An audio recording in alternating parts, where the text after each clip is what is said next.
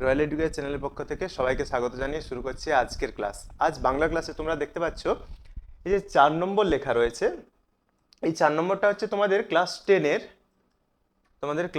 টেনের যে রায় মার্টিন, আমরা যে সিরিজটা রায় মার্টিনে দিচ্ছিলাম তার 4 নম্বর স্কুলটির আলোচনা আজকে আমরা করব। তো বেশি কথা না বাড়িয়ে শুরু করছি। তোমাদের আগের ভিডিওগুলো কেমন লেগেছে একটু জানিও, আর সঙ্গে দেখতে থাকো। আমরা পরপর সব ভিডিওগুলোই দিচ্ছি। তোমাদের পরীক্ষা আর কয়েকদিন পরেই শুরু হবে, তার আগে আমরা চেষ্টা করছি আরও বেশ কিছু তোমাদের স্কুলগুলো করে দেওয়ার। তো দেখো, প্রথম প্রশ্ন কি বলা আছে, তা ওরকম একটি লেখক মেশো থাকা মন্দ নয়। বক্তা কে? ওরকম একটি লেখক মেশো থাকা মন্দ নয়। এখানে জ্ঞানচক্ষু গল্প থেকে এই উদ্ধৃতাংশটি নেওয়া হয়েছে। এখানে বলা হচ্ছে তপনের মেজো কাকু এই কথাটা বলেছে যে ওরকম মেশো থাকা মন্দ নয়। কোন রকম মেশো? না, তপনের যেরকম মেশো রয়েছে সেই রকম মেশো থাকা মন্দ নয়। 1-2 দেখো কি বলা আছে, তারা আর স্বপ্ন দেখতে পারলো না। এখানে তারা কারা? তারা হচ্ছে শান্ত হলুদ যে দেবতারা, সেই দেবতাদের কথা বলা হচ্ছে। শান্ত হলুদ দেবতারা, একটু ভালো করে খেয়াল করো, দেবতারাও আসল উত্তরটা কিন্তু দেবতারা। এই দেবতারা শব্দের আগে এই বিশেষণগুলো যোগ করা হয়েছে, শান্ত এবং হলুদ। এই শব্দ দুটো কিন্তু মনে রাখতে হবে, কারণ কি, যদি বলা হয় দেবতাদের নামের আগে কোন বিশেষণ যোগ করা হয়েছে বা কোন বিশেষণ রয়েছে, তখন তোমাদের এই উত্তরটা দিতে হবে, শান্ত এবং হলুদ। পরের প্রশ্নে চলে যাচ্ছি, 1-3।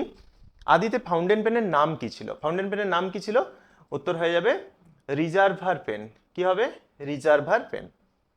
1-4 কি বলা আছে, বন্ধুগণ আমার কথা শুনুন। এখানে বন্ধুগণ হলো, বন্ধুগণ কে? বন্ধুগণ, এই যে বন্ধুগণটা কি পদ? এটা ব্যাকরণ থেকে দেওয়া হয়েছে। দেখো, সম্বন্ধ, সম্বোধন, কর্মকারক, নাকি কোনোটাই নয়। আমরা জানি যে যখন এই রকম কোনো শব্দ বলা থাকবে এবং তারপর কমা থাকবে, সেটার সঙ্গে সরাসরি ক্রিয়াপদের কোনো সম্পর্ক থাকে না। আর যদি ক্রিয়াপদের কোনো সম্পর্ক না থাকে, সেটাকে আমরা অকারক বলি। আর অকারক আমাদের কয় প্রকার? অকারক আমাদের 2 প্রকার, এক সম্বন্ধ আর এক হচ্ছে সম্বোধন। তাহলে আমাদের নিশ্চয়ই এই কোনোটা নয়। কি হয়ে যাবে? কমা দেওয়া আছে মানে হয় সম্বন্ধ হবে, নয়তোবা সম্বোধন হবে, কোনোটার দুটোর কোনো একটা। এইবারে আমাদের বুঝতে হবে সেটা সম্বোধন নাকি সম্বন্ধ। সম্বন্ধ কোথায়? সম্বন্ধ আমরা দেখতে পাই যে দুটো পদ থাকবে এবং দুটো পদের মধ্যে এর বা র বিভক্তি যোগ থাকবে। আর সম্বোধন কোনটা? কাউকে আহ্বান করা, কাউকে ডাকা, এই ধরনের, কাউকে সম্বোধন করা যদি এই ধরনের বোঝায়, তখন সেটা হয়ে যায় সম্বোধন পদ। তাহলে এখানে বন্ধুগণ বলা আছে, বন্ধুগণ তাহলে কাউকে সম্বোধন করা হচ্ছে, তাই এটা সম্বোধন পদ। বোঝা গেল এই 4টার উত্তর। এবার দেখো, আমরা 2-এর দাগে চলে যাচ্ছি। 2-এর দাগে কি আছে? কথাটা শুনে তপনের চোখ মার্বেল হয়ে গেল। তপনের চোখ মার্বেল হয়ে গেল কেন? তপনের চোখ মার্বেল হওয়ার কারণ হচ্ছে, তপন ছোটবেলা থেকে অনেক গল্প পড়েছে এবং আজও পড়ছে, তাই তো? গল্প শুনেছে, পড়েছে, কিন্তু সে জানতো না যে লেখকরা, যারা গল্প লিখছেন, যিনি গল্প লিখছেন, তিনি যে সাধারণ মানুষের মতো কোনো মানুষ, এই ব্যাপারে তপনের কোনো ধারণা ছিল না। কিন্তু যখন সে জানতে পারলো যে তার সঙ্গে কদিন আগেই, তার ছোট মাসির সঙ্গে কদিন আগেই দিদার ঘটাপটা করে যার বিয়ে হয়ে গেল, সেই ছোট মেসোটি একজন লেখক, তার গল্প নাকি ছাপানোও হয়। তো এই কথাটা শুনে তার চোখ কি হয়ে গেল? মার্বেল হয়ে গেল। পরের প্রশ্ন দেখো, ছড়ানো রয়েছে কাছে দূরে। কাছে দূরে কি ছড়ানো রয়েছে? কাছে দূরে শিশুদের সব ছড়ানো রয়েছে। এই সব কথাটা তালেবস্য ব, সব শব্দটা তালেবস্য ব হবে, দন্তস্য ব সব কিন্তু নয়। তালেবস্য ব সব শব্দের অর্থ হচ্ছে মৃতদেহ, তাহলে শিশুদের মৃতদেহ ছড়ানো রয়েছে কাছে দূরে। সে জানতো না কারা, সরি, কার কি না জানার কথা বলা হয়েছে। সে জানতো না কার কি না জানার কথা বলা হয়েছে। এখানে কার? যে মেয়েটিকে ছেড়ে দিয়ে অপেক্ষারত যে মেয়েটি কবিতায় আমরা পাই, সেই মেয়েটি জানতো না। অসুখী একজন কবিতায় অপেক্ষারত মেয়েটি জানতো না। সে কি জানতো না? সে জানতো না কথক যিনি তাকে ফেলে রেখে চলে গেলেন, সে কথক আর কোনোদিনও ফিরে আসবে না, এই কথাটাই সে জানতো না। 2-4 দেখো কি আছে, সোনার দোয়াত কলম যে সত্যি হয়, সত্যি হতো, তা লেখক কিভাবে জেনেছিলেন? লেখক শুভ ঠাকুরের বিখ্যাত দোয়াত সংগ্রহ দেখতে গিয়ে তিনি দেখেছিলেন যে সোনার দোয়াত কলম সত্যি হয়। পরের প্রশ্ন, তির্যক বিভক্তি কাকে বলে? তির্যক বিভক্তি কাকে বলে এটা মনে রাখতে হবে, যে বিভক্তি একাধিক কারকে অর্থাৎ একটা কারকের বেশি কারকে, অর্থাৎ 2-3টে বা 4-5টা, যে বিভক্তি একাধিক কারকে ব্যবহৃত হয় তাকে আমরা কি বলি? তির্যক বিভক্তি বলি। যেমন তুমি কি বলতে পারো, যেমন এ, এ হচ্ছে একটা তির্যক বিভক্তির উদাহরণ। খেয়াল রাখতে হবে তির্যক বিভক্তি কাকে বলেও পড়তে পারে, আবার তির্যক বিভক্তির একটি উদাহরণ দাও সেটাও পড়তে পারে। তাহলে কি বললাম? যে বিভক্তি একাধিক কারকে ব্যবহৃত হয় তাকে আমরা বলি তির্যক বিভক্তি, যেমন এ। পরের প্রশ্ন দেখো, প্রযোজ্যকর্তা কাকে বলে? প্রযোজ্যকর্তা কাকে বলে, এইখানটা একটু খেয়াল করো। প্রযোজ্য এবং প্রযোজক এই দুটো কিন্তু কাছাকাছি। এই দুটো কর্তাকে তোমাদের মনে রাখতে গেলে কি করতে হবে? একজন কাজ করবে এবং অন্যজন কাজ করাবে, দুজনই কর্তা। যে করাবে সেও কর্তা, যে করবে সেও কর্তা। ধরো যদি বলা হয় শিক্ষক ছাত্রকে পড়াচ্ছেন, এখানে আচ্ছা আমি একটু লিখে দেখাই তোমাদের। এখানে দেখো, যদি বলি শিক্ষক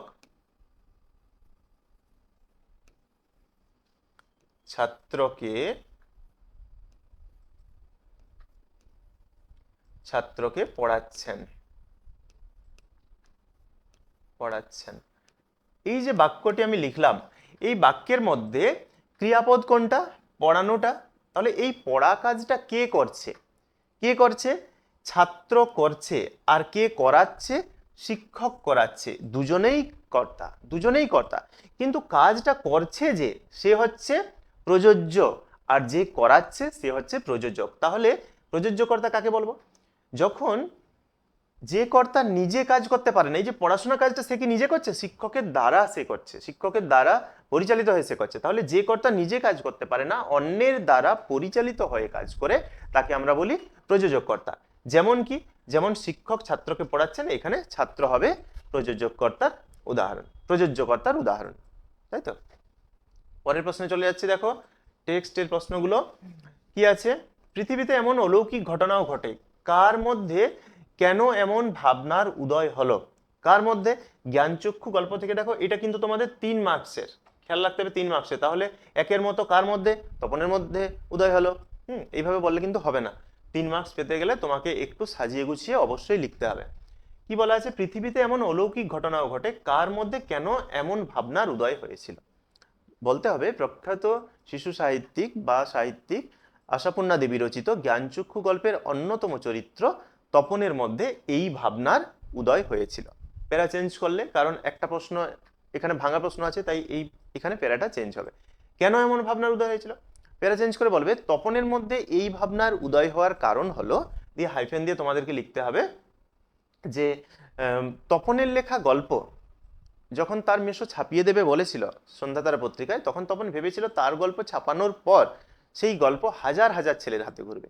আর তারই বয়সী হাজার হাজার ছেলের হাতে ঘুরবে যখন, তার লেখা গল্প, এই ঘটনাটা তার অলৌকিক মনে হয়েছে। অলৌকিক অর্থাৎ অবাস্তব মনে হয়েছে। আমাদের ইতিহাস নেই, কে কেন একথা বলেছেন? আমাদের ইতিহাস নেই, কবি এখানে বলেছেন শঙ্কর ঘোষ। তিনি কেন একথা বলেছেন? কারণ আয়ারও বেঁধে বেঁধে থাকি কবিতায় তিনি বলছেন যে আমাদের ইতিহাস না থাকার কারণ হলো আমরা তো অতি সাধারণ দরিদ্র মানুষ, তাই আমাদের কথা কখনো ইতিহাসে লিপিবদ্ধ হয় না। ইতিহাস সবসময় ধনী বড়লোকদের কথা লিখে থাকে, ইতিহাস সবসময় রাজা রাজড়াদের কথা লিখে থাকে, কখনো অভাবী দরিদ্র শোষিত বঞ্চিত মানুষের কথা ইতিহাস লেখে না। তাই সেই কথা আমাদের ইতিহাসে লিপিবদ্ধ নেই। পরের প্রশ্ন, তপনের মনে হয় আজ যেন তার জীবনের সবচেয়ে দুঃখের দিন। আজ বলতে কোন দিনের কথা বলা হয়েছে? তপনের এমন মনে হওয়ার কারণ কি? 1+4 রয়েছে। তাহলে আমাকে প্রথম প্রশ্নটাই কি লিখতে হবে? এই যে প্যারাটা চেঞ্জ করবে তোমরা, এই প্যারাটাতে কি করতে হবে? যে জ্ঞানচক্ষু গল্পের বা আশাপূর্ণা দেবী রচিত জ্ঞানচক্ষু গল্পের অন্যতম চরিত্র তপনের মনে হয়েছে যে আজ তার সব থেকে দুঃখের দিন। আজ বলতে তার যেদিন তার মেসো এবং মাসি সন্ধ্যাতারা পত্রিকা হাতে এসে হাজির হয়েছিল, তার গল্পটা ছাপানোর কথা সে জানতে পেরেছিল, সেই দিনটির কথা বলা হচ্ছে। এরা চেঞ্জ করবে। তারপর তপনের এমন মনে হওয়ার কারণ, এমন মনে হওয়ার কারণটা কি? তপনের মনে হওয়ার কারণ হচ্ছে, প্রশ্নটা আছে তার জীবনের সব থেকে দুঃখের দিন। তপন ভেবেছিল প্রথমে যে তার জীবনের সব থেকে সুখের দিন হবে সেই দিনটি যেদিন তার লেখা গল্প ছাপানো হবে এবং হাজার হাজার ছেলে মেয়ের হাতে ঘুরবে। কিন্তু সেই দিনটা তার সব থেকে দুঃখের দিনে পরিণত হলো। এমন মনে হলো কারণ তপন যখন হাতে তার ছাপানো গল্পটি পায়, তখন পড়তে গিয়ে সে দেখে তার লেখা গল্প সেটা নয়। তার মেসো কারেকশনের নাম করে তার পাকা হাতে সম্পূর্ণটা আগাগোড়া বদলে দিয়েছে। এইভাবে পড়তে বসে সে পড়তে পারে না, নিজেকে সে খুঁজে পায় না। তখন তার শিল্পী সত্তায় আঘাত লাগে। তখন সে শপথ করে যে যদি নিজে লেখা ছাপতে দেয় তো সে নিজে গিয়ে দেবে নিজের কাঁচা লেখা, তাতে ছাপা হয় হোক না হয় না হোক। কারণ কি? কারণ পড়তে বসে নিজের লেখা পড়তে বসে অন্যের লেখা পড়ার মতো দুঃখের অপমানের আর কিছু নেই। তাই তার দিনটি, সেই দিনটি তার সব থেকে দুঃখের দিনেই পরিণত হয়েছিল। শিশু আর বাড়িরা খুন হলো। শিশু আর বাড়ি কিভাবে খুন হলো? সমস্ত সমতলে আগুন ধরে গেল, যুদ্ধ পরিস্থিতি সৃষ্টি হলো, তার ফলে শিশু আর বাড়িরা খুন হয়েছিল। শিশু আর বাড়ি শব্দ দুটির মধ্যে দিয়ে কবি কি বোঝাতে চেয়েছেন? শিশু আর বাড়ি শব্দ দুটির মধ্য দিয়ে কবি বোঝাতে চেয়েছেন শিশু হচ্ছে আমাদের ভবিষ্যৎ প্রজন্ম, ভবিষ্যতের নাগরিক হয়ে উঠবে সেই শিশু। অথচ আমরা যখন সেই শিশুকে হত্যা করব, আমাদের শিশুরা যখন মারা যাচ্ছে, তাহলে আমাদের ভবিষ্যৎটা কোন দিকে এগিয়ে যাচ্ছে? ভবিষ্যৎ আমাদের অন্ধকারের দিকে এগিয়ে যাচ্ছে। সেই অতল তিমিরে আমাদের ভবিষ্যৎ নিক্ষেপিত হচ্ছে বলেই, সেটা বোঝাতে গিয়েই কবি এখানে শিশুদের মৃত্যুর কথা বলেছেন। আর বাড়ি, বাড়ি অর্থাৎ আমাদের যে সুন্দর স্মৃতিগুলো, আমরা যেখানে বসবাস করি সেটা আমাদের অতি প্রিয় বাড়ি। সেই বাড়ি যখন ধ্বংস হয়ে যাবে, তখন আমাদের পুরনো স্মৃতিগুলো, আমাদের বাসস্থান সবকিছু নিশ্চিহ্ন হয়ে যাওয়ার কথা তিনি এখানে বলছেন। অর্থাৎ যুদ্ধ পরিস্থিতির ফলে আমাদের বর্তমান এবং ভবিষ্যৎ দুটোই ক্ষতিগ্রস্ত হচ্ছে, এই কথা তিনি বোঝাতে চেয়েছেন।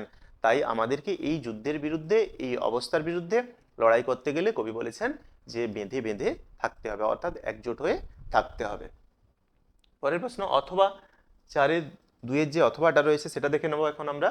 বলা হচ্ছে মানহারা মানবী কাকে বলা হয়েছে? এই যে মানহারা মানবী কে? আফ্রিকা, তাই তো? আফ্রিকাকে মানহারা মানবী বলা হচ্ছে।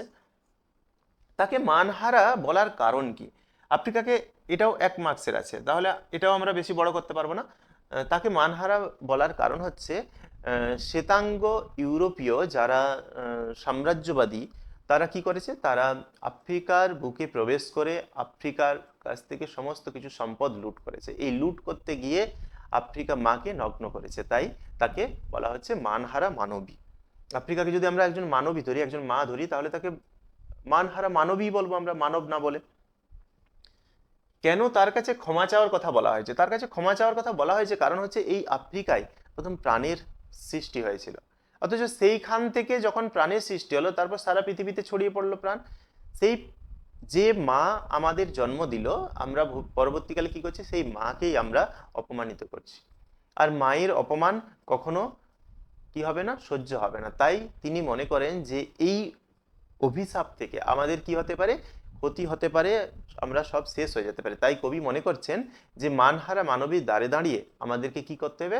যুগান্তের কবিকে ক্ষমা চেয়ে নিতে হবে মায়ের কাছে, কারণ এটা মানব সভ্যতার এক অপমান। তাই কবি ক্ষমা চাওয়ার কথা বলেছেন। পরের প্রশ্নে চলে যাচ্ছি আমরা।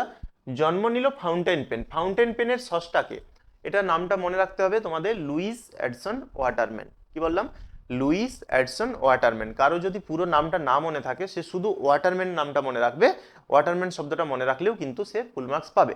কিন্তু তবুও কেউ যদি মনে রাখতে পারো, কেউ না, আমি বলবো সবাইকেই মনে রাখতে যদি পারো তাহলে অবশ্যই ভালো হয়। কি বললাম? Lewis Edson waterman. আর যদি উপায় না থাকে তাহলে শুধু ওয়াটারম্যান লিখে আসবে, লুইস এডসন শুধু লিখবে না, ওয়াটারম্যান শব্দটা লিখে আসবে। এই পেনের আদি নাম কি ছিল? ফাউন্টেন পেনের আদি নাম ছিল রিজার্ভার পেন, তাই তো? Reservoir pen.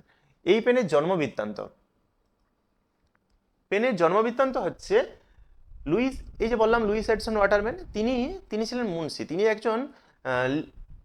একদিন কাজে বেরিয়েছেন। তো কাজে বেরিয়ে একজন ব্যবসায়ীর সঙ্গে চুক্তিপত্র সই করছেন। চুক্তিপত্র অর্ধেক হয়েছে, এমন সময় কি হয়? তার যে দোয়াত সেটা উল্টে যায়। দোয়াত উল্টে যাওয়ার ফলে কালি না থাকায় তিনি ছুটলেন কালির সন্ধানে। তারপর যখন তিনি কালি নিয়ে এসে হাজির হলেন সেখানে, তখন তিনি দেখলেন যে সেই ব্যবসায়ী অন্য একজনের কাছে চুক্তিপত্র সই সাবুত করে পাকা করে নিয়ে চলে গেছে। এতে এতে ওয়াটারম্যানের ক্ষতি হয়েছিল, ব্যবসার ক্ষতি হয়েছিল। তখন তিনি সিদ্ধান্ত নিলেন যে এর কিছু একটা বিহিত, এর কিছু একটা উপায় অবশ্যই করতে হবে, কারণ এইভাবে ক্ষতি স্বীকার করা সম্ভব নয়। তারপরই তিনি জন্ম নিল ফাউন্টেন পেন। এই ছিল ফাউন্টেন পেনের জন্মবৃত্তান্ত। পরের প্রশ্ন, আশ্চর্য সবই আজ অবলুপ্তির পথে। কোন জিনিস আজ অবলুপ্তির পথে? এখানে আমরা যে কালি কলম বা কলমের কথা বলছি, সেই কলমটা অবলুপ্তির পথে। কেন কলম অবলুপ্তির পথে? এই অবলুপ্তির কারণ কি? এই অবলুপ্তির কারণ হচ্ছে, একটা সময় ছিল যখন লেখকেরা বা কথকেরা, যারা অজপাড়া গায়ে সে সময় থেকে 50 বছর আগে জন্মেছেন, তারা বাঁশের কঞ্চির কলমে লিখতেন। তারপর ধীরে ধীরে তিনি যখন শহরের স্কুলে পৌঁছালেন, তখন তিনি কলকাতার কলেজ স্ট্রিট থেকে একটি সস্তার জাপানি পাইলট কিনেছিলেন। এইভাবে ধীরে ধীরে fountain pen ball pen, dot pen সব কিছু এলো, কিন্তু এই কলমগুলো যতই পরিবর্তন হোক না কেন, আমরা আগের প্রশ্নে দেখলাম যে লুইস এডিসন ওয়াটারম্যান তিনি ফাউন্টেন পেন সৃষ্টি করলেন, তো এইভাবে যত ধাপে ধাপে কলমের বিবর্তন হয়েছে, কিন্তু কলম চিরকাল অক্ষয় অমর হয়ে রয়েছে। কেন? কারণ এই কলম দিয়ে বহু সাহিত্যিক তাদের সাহিত্য সৃষ্টি করেছেন, অমর সাহিত্য সৃষ্টি করেছেন, অথচ আজ সবকিছু বিলুপ্তির পথে। এই বিলুপ্তির কারণই হচ্ছে কম্পিউটার। কম্পিউটার কি করেছে? সে কলমের কাজটাকে সে কমিয়ে দিয়েছে। এখন কম্পিউটারের মাধ্যমে লেখালেখি হয়, কম্পিউটারের মাধ্যমে ছবি আঁকা যায়, তাই কলম কি হয়েছে? কলম আজ হারিয়ে যেতে বসেছে কম্পিউটারের কারণে। পরের প্রশ্ন, আজ বারুনি। বারুনি কি? আমরা কোনি উপন্যাস থেকে দেখতে পাচ্ছি এই বারুনি কি। বারুনি হচ্ছে বাঙালিদের একটি উৎসব, যেখানে আগে যারা নিঃসন্তানা মহিলা ছিলেন, তারা দেবী গঙ্গার কাছে কি করতেন? তারা মানত করতেন যে মা, আমার যদি সন্তান হয়, আমরা কি করব? প্রথম সন্তানটাকে আপনাকে বিসর্জন দেব। তো তারপর সেই গঙ্গাসাগরে সন্তান বিসর্জন দেওয়ার রীতিটা ধীরে ধীরে কি হতে লাগলো? লঘু হতে লাগলো। তারপর লঘু হতে হতে অবশেষে ফল হিসেবে, ফলকে তো সন্তান ভাবা হয়, তাই ফল হিসেবে আম বিসর্জন দেওয়া হতো। তো সেই যে উৎসবের দিন গঙ্গার ঘাটে সেই মানতকারীরা আম বিসর্জন দিত, সেই অনুষ্ঠানটাকে বা সেই রীতিটাকেই আমরা বলি বারুনি।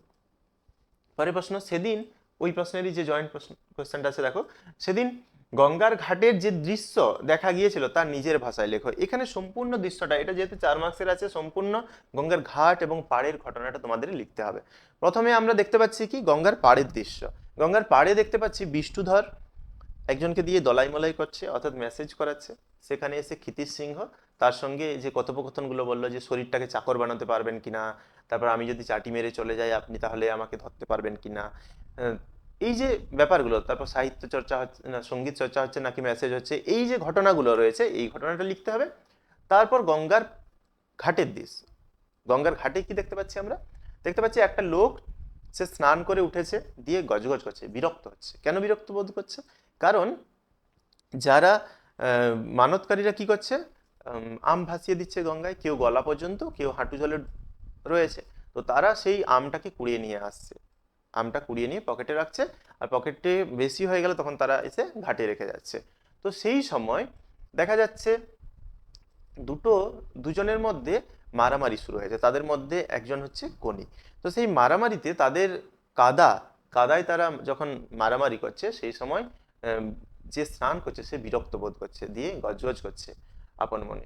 তো এমন সময় ক্ষিতিশ যখন সেখানে পৌঁছায়, ক্ষিতিশকে সে বলে যে, ক্ষিতিশ যখন শুনতে পায় যে মেয়ে মদ্দানিটা জুটেছে একটা, তো মেয়ে মদ্দানিকে এই কথা যখন ক্ষিতিশ জানতে চায়, সেই লোকটা আরো বিরক্ত হয়ে বলে যে একজোড়া চোখ তো রয়েছে, দেখতে পাচ্ছেন না? তো তারপর সবাই সেখানে স্নান করতে যাওয়ার সময় পণ্ডাদের কাছে কি রাখছে? পুরোহিতের কাছে জিনিসপত্র জমা রাখছে, তাদের কাপড় চোপড়। হ্যাঁ, তো আবার ফিরে যাচ্ছে যখন, তখন তারা সেই দুদিকে যে দোকান বসেছে সেগুলোর দিকে কেউ তাকাচ্ছে, কেউ তাকাচ্ছে না। তো এই সমস্ত দৃশ্যটা আমাদের এখানে তুলে ধরতে হবে। পরের প্রশ্ন 6-2 কি আছে? প্রথম দিকে লীলাবতী বিদ্রোহী হয়েছিল। এই লীলাবতীটি কে? লীলাবতী হচ্ছে ক্ষিতিশ সিংহের, আমরা জানি কোনি উপন্যাসের যে অন্যতম প্রধান পুরুষ চরিত্র ক্ষিতিশ সিংহ, তার স্ত্রী হচ্ছেন এই লীলাবতী। লীলাবতী বেঁটে খাটো। লীলাবতীর চেহারার একটু বর্ণনা বলে দিই। বেঁটে খাটো, ফর্সা, কিন্তু গম্ভীর প্রকৃতির। আর তার কয়েকটা শখ হচ্ছে, 1 নম্বর হচ্ছে জল খরচ করা, 2 নম্বর হচ্ছে বিড়াল পোষা। ঠিক আছে,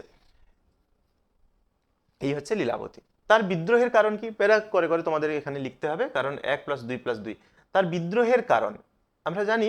তার বিদ্রোহের কারণ হচ্ছে তার শখ ছিল রান্নায় মশলা ব্যবহার করা, কিন্তু এখানে দেখা যাচ্ছে যে সে রান্না যখন করছে তখন ক্ষিতিশ সিংহ এখানে বাধা দিয়েছে, তার স্বামী তাকে বাধা দিয়েছে। কেন? তার স্বামীর ভাবনা যে আমরা যে বাঙালিরা যে মশলা দেওয়া খাবার খাই, এর ফলে আমাদের যে স্ট্রেংথ বা স্ট্যামিনা, তার কি হয়? আমাদের শক্তি খর্ব হয়। তো সেই কারণে সে ক্ষিতিশ সিংহ মশলা দেওয়া খাবার নয়, কুকারে সেদ্ধ করা রান্না সে খেতে চেয়েছে। এই কারণেই রান্নায় মশলার ব্যবহারের অধিকার হারিয়ে লীলাবতী বিদ্রোহী হয়ে উঠেছিল। কিভাবে এই বিদ্রোহের পরিসমাপ্তি ঘটে? কিভাবে বিদ্রোহের পরিসমাপ্তি ঘটে? দেখা যায় লীলাবতী কি করেছে? লীলাবতী বেশ কয়েকদিন ধরে রান্না বান্না বন্ধ করে দেয়, অনশন সত্যাগ্রহ চলতে থাকে, শুয়ে থাকে। কিন্তু ক্ষিতিশ তাতেও দমে যায় না। অবশেষে ক্ষিতিশ একদিন মাত্র, সপ্তাহে একদিন ছাড় দেয় লীলাবতীকে মশলা দেওয়া রান্না করার জন্য। কিন্তু সেই মশলা দেওয়া খাবার আবার ক্ষিতিশ সিংহ খাবে না, সেটা কে খাবে? সেটা লীলাবতীর একার জন্য। তো এইভাবে সে সেই অধিকারটা পেয়ে এই বিদ্রোহের অবসান ঘটেছিল। এবারে আমরা 7 দাগের, যেটা তোমাদের ইউটিউবিটা রয়েছে ফার্স্ট সামেটিভে এবং মাধ্যমিকে অবশ্যই আসবে এটা, সেটা আমাদের দেখে নিতে হবে। সেকেন্ড সামেটিভে এটা কিন্তু আর থাকবে না তোমাদের এই ইউটিউবিটা, কিন্তু আবার টেস্টে পাবে তোমরা, আবার ফাইনালে পাবে। দেখো কি বলছে, man is a social animal, মানুষ একজন একটি কি সামাজিক প্রাণী। He cannot live alone, সে কি করতে পারে না? সে একাকী জীবন ধারণ করতে পারে না, একা থাকতে পারে না। No person can be happy without having sincere friend, কোনো মানুষ সুখী থাকতে পারে না তার একটা প্রকৃত বন্ধু ছাড়া, কোনো মানুষ ভালো থাকতে পারে না। But selfish person fail to make real friendship, কিন্তু যদি কখনো কোনো মানুষ একটু স্বার্থপর হয়, তার কখনো ভালো বন্ধু তৈরি হয় না, ভালো বন্ধু গড়েই ওঠে না, তার জীবনে কোনো ভালো বন্ধুই থাকে না। Because because to get love, কারণ আমরা যদি ভালোবাসা দিই, you must give love in return, তবেই তুমি কি পাবে? ভালোবাসা ফিরে পাবে। তাহলে এই ছিল আমাদের যে 4 নম্বর স্কুলটা, সেই 4 নম্বর স্কুলটির আলোচনা। যদি ভিডিওটা ভালো লাগে অবশ্যই একটা লাইক চাইবো এবং কমেন্ট করে জানিও যে ভালো লাগছে কি না। তাহলে আমরা পরপর তোমাদের এই পরীক্ষার আগে বেশ কয়েকটা স্কুল তোমাদের জন্য তৈরি করে আমরা এই চ্যানেলে অবশ্যই দেব। আজ এত দূর, দেখা হচ্ছে অন্য কোনো ক্লাসে অন্য কোনো দিন।